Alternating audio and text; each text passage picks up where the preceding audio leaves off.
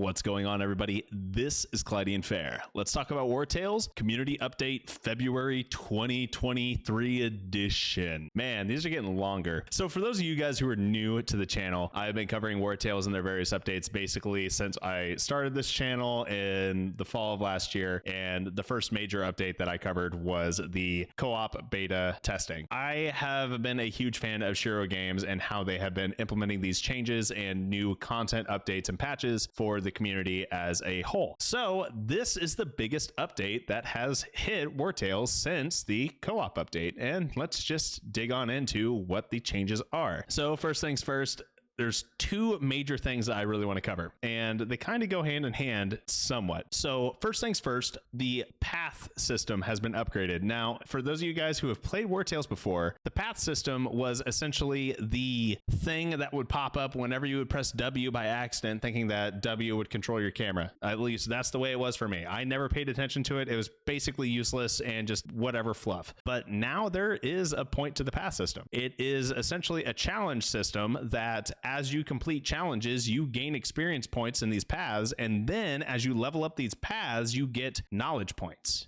Not regular compendium knowledge points. They made extra compendiums for new knowledge points for these paths. So essentially, the way the path system works now is there's 4 different knowledge trees that as you level up these paths, you get unique knowledge accolades that you can unlock and then give yourself new ways to play the game, or expand your contract slots, or reduce the amount of food that it costs for you to feed your people, or reduce prices, or increase your sales by 10% on trade goods. Like this is the kind of stuff that you're getting here. Like it's a decent amount. Like it's pretty big, especially since it doesn't cost an actual knowledge point and take away from your main compendium, which you might be pumping into gear and oils and everything like that, right? The new knowledge and path system leads into the next big thing, which to me is even bigger than the new knowledge trees, and that's trading/travel posts. So the reason why I say trading/travel is because those have been used interchangeably throughout the announcements, and I still am on the fence on what I would call them. I would probably call them a travel post, but trading post still works. So essentially, once you hit level 4 in the trading compendium, or path rather, you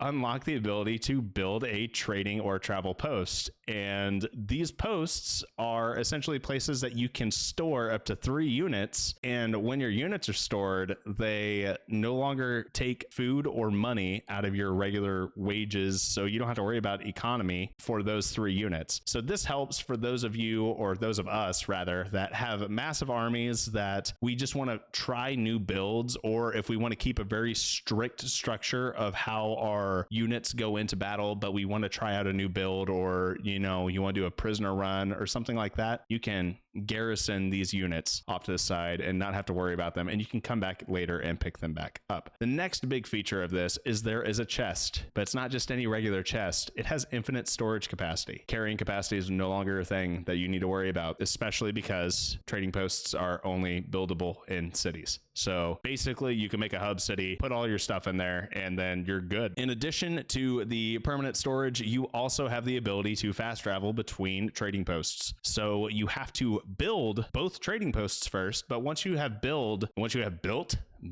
a trading post, you are able to fast travel between any other trading posts that you have built. It gets added to your fast travel network, and it's actually really cool that way. So unfortunately, if you've already explored the world, well, you still have to walk to the next town in order for you to build a trading post there. However, once you have it, you can fast travel back and forth. The only caveat is that you have to pay a decent tax in order to fast travel. Otherwise, you'd be able to print infinite money with trade goods for free. Moving on from the trading posts, we have camp items that are now upgradable. So if you go into your regular knowledge compendium and then look into the Tinkerers section, there is now a workshop with a single star, or a cooking pot with a single star, or a camp chest with a single star, or a tent with a single star, or a campfire with a you're getting the point now, right? Basically, all camp gear is now upgradable to multiple different levels, and each new level provides new benefits or a stronger buff. Not to mention, they have added in new camp gear gear items, such as the banner. The banner is really big. You're able to, one, customize your own personal banner, similar to like Mountain Blade, but two, you're able to, at the end of each camp, spend a set amount of influence to give your company a